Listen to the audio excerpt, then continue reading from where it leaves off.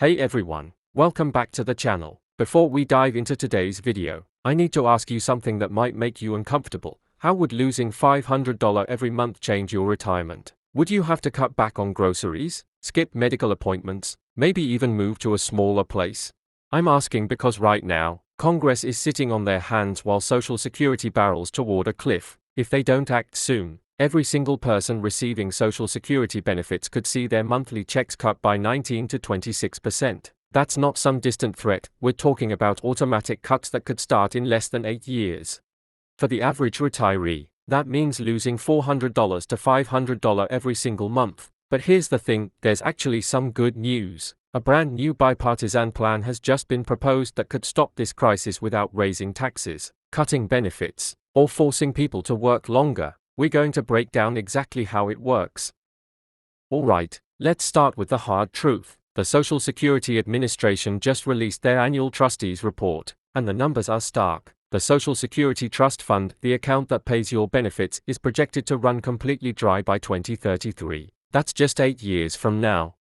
Now, when I say run dry, I don't mean Social Security disappears entirely. What happens is much worse in some ways. The law requires automatic across-the-board benefit cuts to match whatever money is still coming in from payroll taxes. Based on current projections, that means every single Social Security recipient would see their benefits slashed by 23% overnight.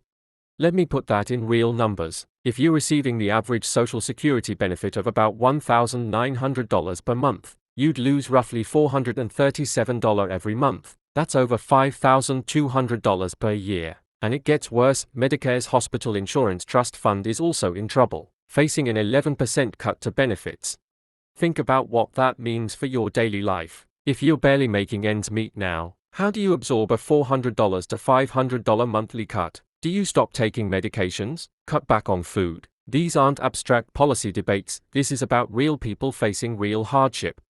And here's the kicker, every single year that Congress delays action, the problem gets worse. The longer we wait, the more drastic the eventual solution has to be. We're literally watching the clock tick down to automatic benefit cuts, and most people have no idea it's coming. So why hasn't Congress fixed this? The answer is simple, Democrats and Republicans can't agree on how to solve it, and neither side wants to take political heat for making tough choices. Republicans generally want to reduce benefits or make people work longer. Their typical proposals include raising the full retirement age from 67 to 69 or even 70. They want to reduce benefits for high-income retirees and eliminate or reduce the annual cost of living adjustments that help benefits keep up with inflation. Some Republicans also want to diversify the trust fund investments, putting money into stocks and real estate instead of just government bonds.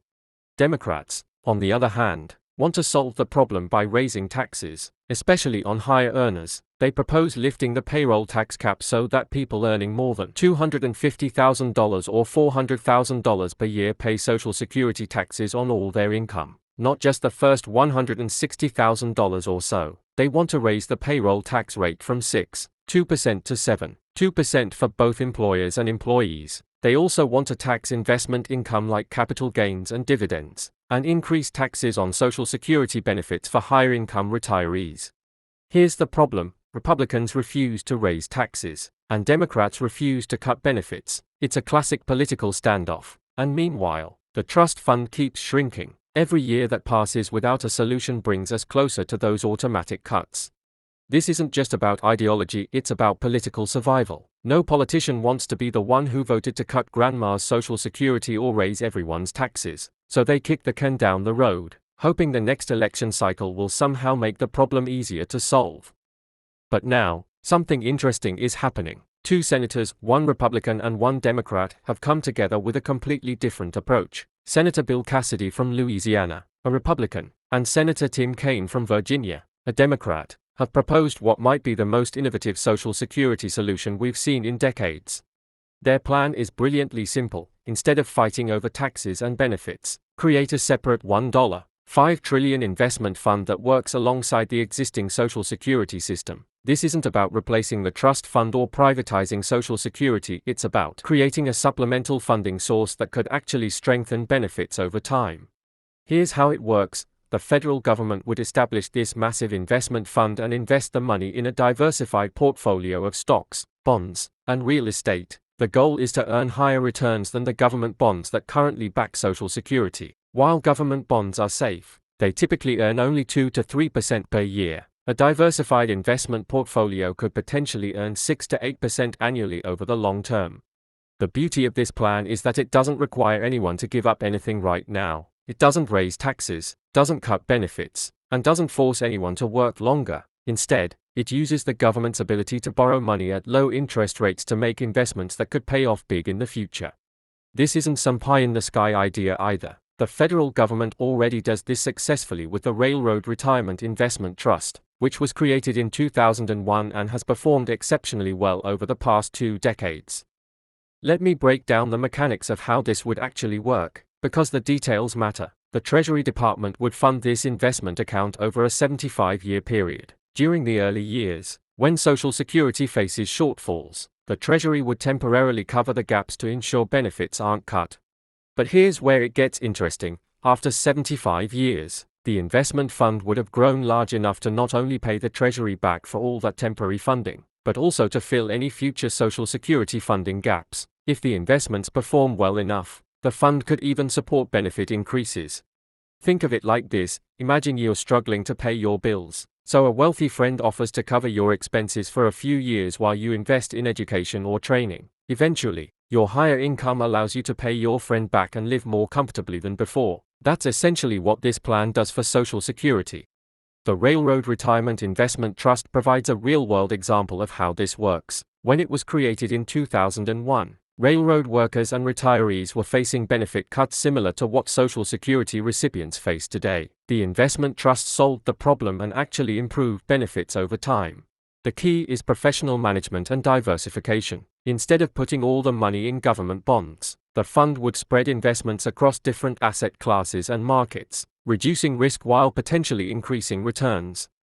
What makes the Cassidy-Cain plan different from previous proposals is that it's truly bipartisan from the start. When you have a conservative Republican and a liberal Democrat co-sponsoring legislation, it signals to other members of Congress that this isn't about partisan politics, it's about finding a practical solution. The plan appeals to Republicans because it doesn't raise taxes or expand government programs. It uses market-based investments to solve the problem, which aligns with conservative principles about the efficiency of private markets. Republicans can support this without abandoning their core beliefs about limited government and free enterprise. Democrats can support it because it doesn't cut benefits or force people to work longer. It actually preserves and potentially strengthens Social Security for future generations. The plan protects the social safety net while using smart financial management to make it more sustainable. Perhaps most importantly, this plan doesn't hurt anyone in the short term. Current retirees keep their full benefits, future retirees aren't forced to work longer, and taxpayers don't face immediate tax increases. It's a rare policy proposal that creates winners without creating losers. The timing might be perfect too, with Social Security's financial problems becoming more urgent, and with growing public awareness of the looming crisis. There's political pressure to act. Legislators who have been avoiding this issue for years are starting to realize they need to do something before the automatic cuts kick in.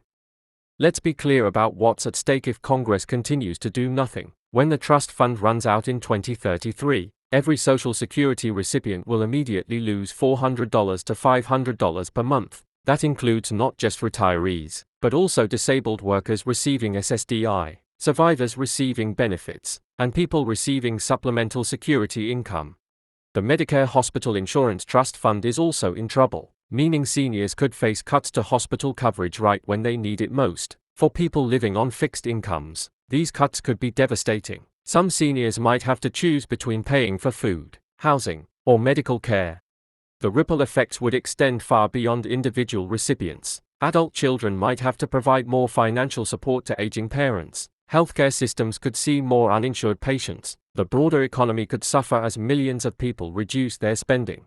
This isn't fear-mongering, it's math. Unless Congress acts, these cuts are automatic. There's no last-minute reprieve, no emergency fund to tap. The law requires benefits to match available revenue, period.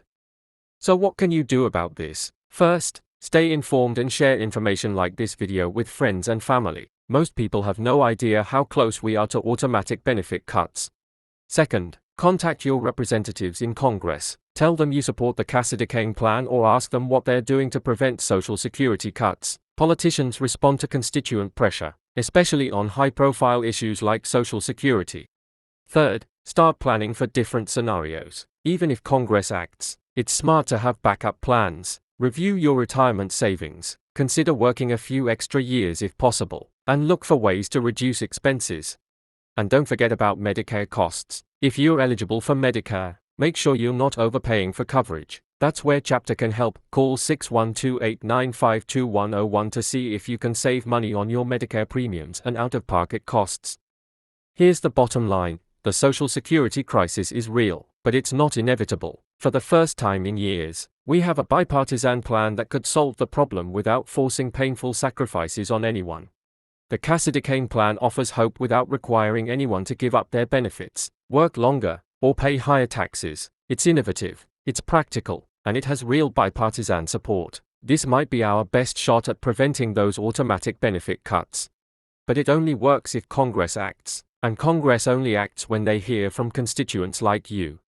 So let me ask you, do you support this bipartisan plan? Would you rather see higher taxes, benefit cuts, or this kind of innovative investment approach? Leave your thoughts in the comments below. I read every single one. If this video helped you understand the Social Security crisis and potential solutions, please hit that like button and subscribe for more updates on this developing story. The clock is ticking, and we need to stay informed about what Congress does next. Thanks for watching, and I'll see you in the next video.